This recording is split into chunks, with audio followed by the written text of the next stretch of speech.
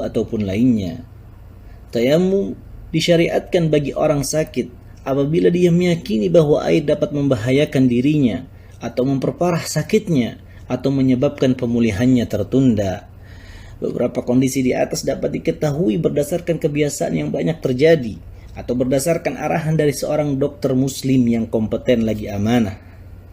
Orang sakit yang tidak mampu bergerak dan tidak menemukan orang yang dapat membantunya untuk berwudu, maka cukup baginya bertayamum, sama seperti orang yang tidak menemukan air dan dia tidak perlu untuk mengulangi wudunya.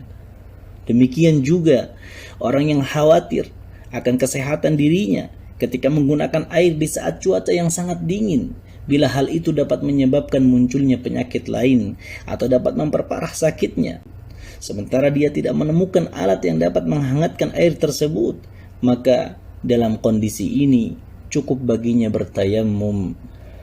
Tayammum juga disyariatkan bagi orang yang memiliki air, namun dia akan membutuhkan air tersebut meskipun di kemudian hari, baik untuk memberi minum orang yang kehausan ataupun memberi minum binatang yang dimuliakan oleh syariat, yaitu yang tidak diperintahkan untuk dibunuh, ketika rasa haus tersebut dapat menyebabkan kematian atau bahaya yang besar.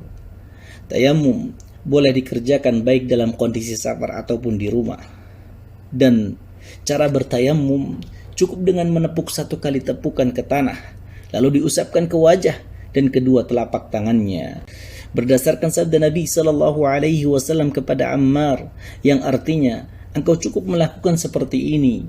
Lalu Nabi SAW menepuk tanah dengan kedua telapak tangannya dan meniup keduanya. Kemudian beliau mengusap wajah dan kedua telapak tangannya. Muttafaqun alaih. Yang dapat membatalkan tayammum adalah segala sesuatu yang dapat membatalkan wudu dan mandi wajib, karena tayammum merupakan pengganti dari keduanya. Mengetahui keberadaan air di saat sedang salat juga dapat membatalkan tayammum, karena taharahnya dengan tayammum yang disebabkan karena tidak adanya air menjadi batal dengan hilangnya sebab yang membolehkannya. Adapun jika dia mengetahui keberadaan air tersebut setelah selesai salat, maka dia tidak perlu untuk mengulangi salatnya.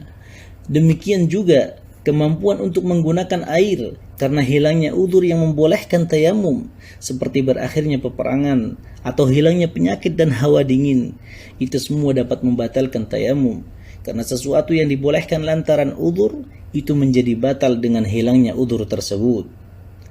Orang yang bertayammum dibolehkan untuk melakukan ibadah yang boleh dikerjakan setelah berwudu dan mandi wajib.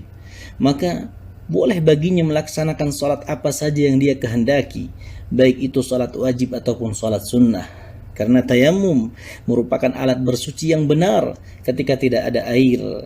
Nabi SAW pernah bersabda, yang artinya, sesungguhnya tanah yang suci adalah alat berwudunya seorang muslim, meskipun ia tidak menemukan air selama 10 tahun.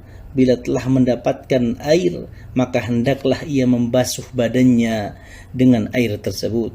Hadis riwayat Abu Dawud, Tirmidzi dan Nasa'i, dan disahihkan oleh Syekh Al-Albani rahimahullah dalam kitab Al-Irwa.